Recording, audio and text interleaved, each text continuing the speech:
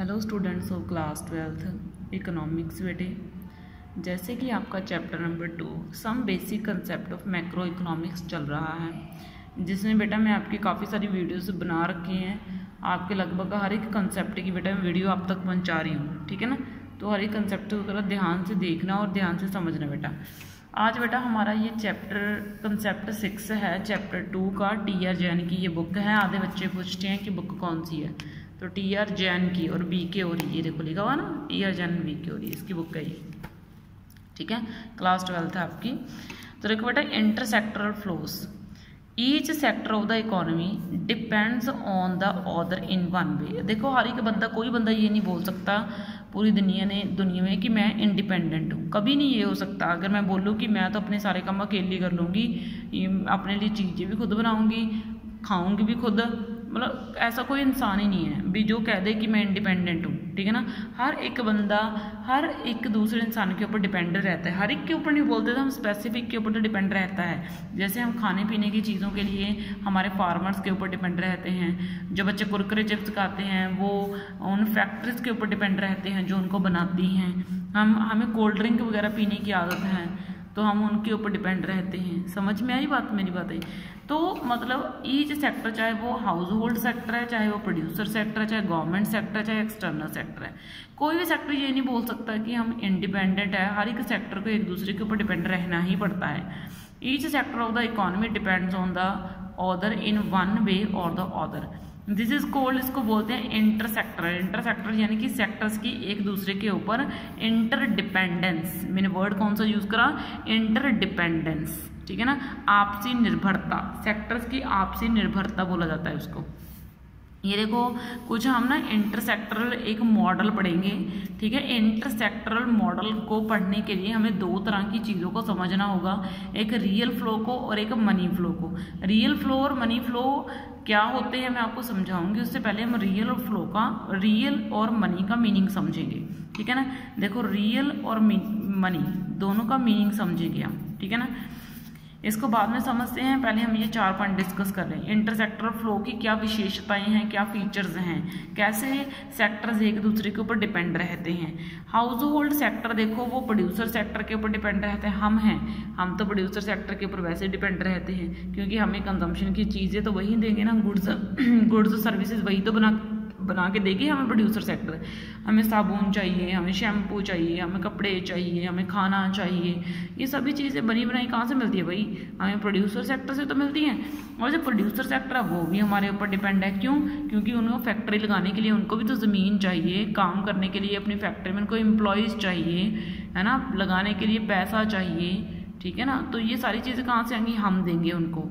हम house hold sector उनको factor of production देंगे तो हाउस होल्ड सेक्टर काम करेगा।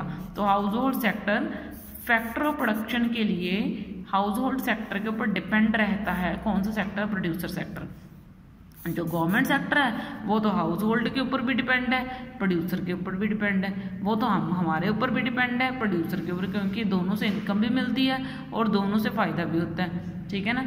तो प्रोड्यूसर एंड हाउस होल्ड दोनों गवर्नमेंट के ऊपर भी डिपेंड है भाई, क्योंकि गवर्नमेंट के बिना हम कुछ नहीं कर सकते, ठीक है ना। समझ में आई बात। हमारे लिए रूल्स रेगुलेशंस, हमारी प्रोटेक्शन करना गवर्नमेंट का काम है भाई। तो इस तरीके से जो है ना डिपेंडेंस वो चलती रहती है।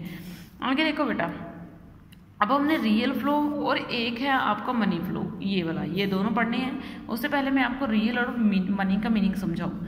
मनी का मीनिंग क्या है? मनी तो आपको पता है, जो कैश इन हैंड होता है, जो आपके हाथ में पैसा है वो आपका क्या होगा, मनी। आपको 50 रुपये दे दो, आपको वो ज़्यादा लगेंगे, है ना। मतलब आजकल के टाइम में तो नहीं, ठीक है। तो मैं आपको मान लो 1 लाख रुपीज़ दे दूँ तो वो आपको ज़्यादा लगेंगे भाई। इतने पैसा मेरे हाथ में, बच्चों के वो भी जिन्होंने कभी देखा ही नहीं होता है ना, मैं देखा तो होगा आपके मम्मी डैडी कहीं कहीं पे भी देखा तो होगा, ठीक है ना। तो कहने का मीनिंग है जो कैश इन हैंड, जो आपके हाथ में पैसा है तो वो मनी हो गया, ठीक है ना। रियल में मना, रियल का मीनिंग क्या है, असल में, यानी कि एक्चुअल में आप उस पैसे से क्या खरीद पाते हो, क्या एक्चुअल में उस मनी से आपको क्या मिला, वो होता है रियल फ्लो।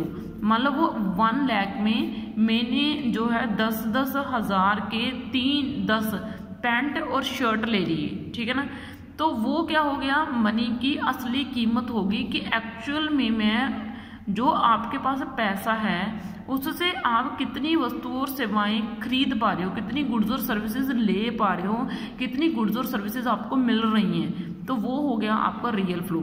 मनी यानी कि जो आपके हाथ में पैसा है, रियल फ्लो यानी कि आप उस पैसे से क्या गेन कर रहे हो, कितनी गुड्स और सर्विसेज आपको मिल रही हैं, तो वो रियल फ्लो हो गया।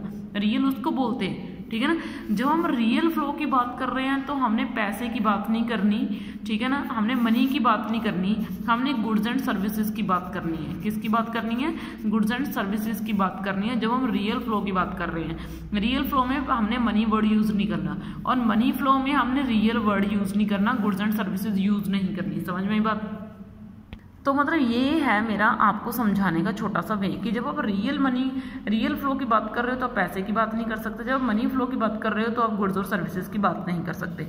जैसे अब हम रियल फ्लो की तरफ बढ़ते हैं, तो real flow refers to flow of goods and services. ये देखो रियल फ्लो का मीनिंग क्या हो गया, गुड्स और सर्विसेज जो एक सेक्टर के दूसरी सेक्टर की तरफ जाती हैं, जो अमंग वैसे तो डिफरेंट सेक्टर्स की तरफ जाती हैं, लेकिन जो हम ये फ्लो पढ़ेंगे ना, फ्लो मॉडल्स ही होते हैं, रियल फ्लो और मनी फ्लो, वो हम सिर्फ दो सेक्टर्स के बीच में पढ़ेंगे। कौन से दो सेक्टर, एक तो हम लेके चलेंगे प्रोड्यूसर सेक्टर और दूसरा हम लेके चलेंगे हाउस होल्ड सेक्टर। यही वाले दो जो है ना हम पढ़ेंगे। ये पढ़ेंगे कि producer sector household sector के ऊपर कैसे डिपेंड रहता है और household sector producer sector के ऊपर कैसे डिपेंड रहता है। रियल फ्लो का मीनिंग क्या हो गया, flow of goods and services हो गया among different sector of the economy.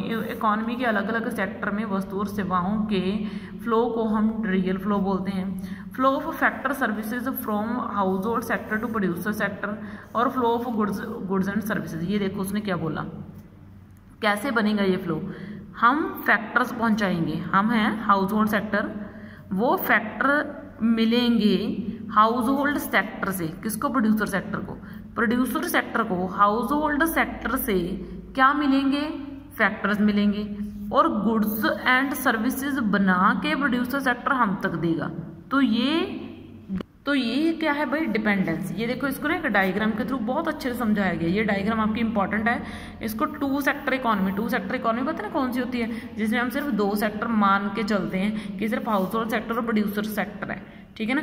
अब इसको जरा मैं अगर नजदीक लेके आऊँ तो ये देखो हमारे house hold sector producer sector को क्या दे रहा है भाई, हमारा house hold sector producer sector को दे रहा है फैक्टर सर्विस, ठीक है ना।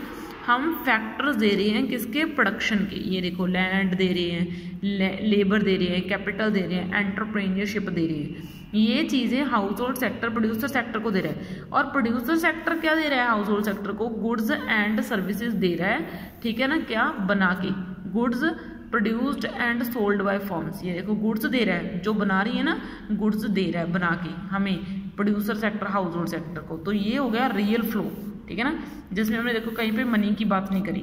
तो ये फिगर 2 है, वो क्या शो कर रही है हमें, रियल फ्लो शो कर रही है, flow of goods and services, flow sold by the firm to the household, जो फर्म्स यानी कि प्रोड्यूसर सेक्टर हाउस होल्ड को देता है। Flow of factor service render to household, जो हम फैक्टर सर्विस देते हैं उनको, ठीक है। अब मनी फ्लो में हमने सिर्फ मनी की बात करनी है। इसमें भी अगर मैं आपको ज़रा डायग्राम से नज़दीक लेके आऊँ और डायग्राम से समझाऊँ तो ये देखिए, एक तरफ आपने हाउस होल्ड बना लेना है और दूसरी तरफ आपने प्रोड्यूसर सेक्टर बना लेना है। अब देखो हाउस होल्ड सेक्टर से प्रोड्यूसर सेक्टर की तरफ पैसा कैसे जाता है। House hold sector producer sector को पैसा पहुंचाता है कैसे, हम हाउस होल्ड सेक्टर जो चीज़ें प्रोड्यूसर सेक्टर की बनाई हुई होती हैं उनको खरीदता है। हम वस्तुओं को खरीदते हैं जो हमारे लिए प्रोड्यूसर सेक्टर ने बनाई होती हैं, उसके ऊपर खर्च करते हैं। ये देखो एक्सपेंडिचर करते हैं खरीदने के लिए, परचेज करने के लिए गुड्स को, चीज़ों को। और प्रोड्यूसर सेक्टर कैसे हम तक पैसा पहुंचाता है, हम दोनों एक दूसरे के ऊपर कैसे डिपेंड हैं, हम पैसे के लिए, और ऊपर हमने पढ़ा कि हम कैसे डिपेंड हैं वस्तुओं के लिए, ठीक है ना। इसमें है हम कैसे पैसे के लिए डिपेंड है। अब प्रोड्यूसर सेक्टर ने कैसे पैसा पहुंचाना है हाउस होल्ड सेक्टर को, जब हमारे फैक्टर ऑफ प्रोडक्शन यूज़ करेगा, प्रोड्यूसर सेक्टर हमारे फैक्टर ऑफ प्रोडक्शन यूज़ करेगा तो ऑब्वियस है वो बदले में हमें पेमेंट तो देगा ही। अगर वो हमारी ज़मीन यूज़ कर रहा है तो रेंट देगा। अगर हम लोग उनकी फैक्ट्री में काम कर रहे हैं तो एम्प्लॉय बनने के बदले में वो हमें सैलरी देगा, ठीक है ना। तो ये मनी फ्लो होता है भाई। तो ये देखो मनी फ्लो का मीनिंग क्या हो गया, इसका मीनिंग फ्लो ऑफ मनी हो गया जो अलग अलग सेक्टर्स के बीच में होता है इकोनॉमी के। Flow of factor payment by the producer sector to the household sector. ये देखिए हम फैक्टर पेमेंट यानी कि जो भी फैक्टर्स यूज़ कर रहे हैं प्रोड्यूसर सेक्टर ने उसकी पेमेंट करता है कौन, हाउस होल्ड सेक्टर को प्रोड्यूसर सेक्टर, ठीक है। And flow of money from household sector to, और हाउस होल्ड सेक्टर कैसे पहुंचाता है पैसा प्रोड्यूसर सेक्टर की तरफ, वो पहुंचाता है परचेज करके, खर्च करके, गुड्स एंड सर्विसेज को खरीद कर, ठीक है ना। ये मनी फ्लो होता है। समझ में बात, ये आपको आई होप रियल फ्लो और मनी फ्लो में डिफरेंस पता चल गया होगा। तो बेटा नेक्स्ट वीडियो में हम एक बहुत इम्पॉर्टेंट सा मॉडल जो है वो डिस्कस करने वाले हैं और वो मॉडल है सर्कुलर फ्लो ऑफ इनकम, ठीक है। इसको 3D मॉडल या 3 जड़ा फेस मॉडल भी बोला जाता है बेटा। ओके बेटा, थैंक यू।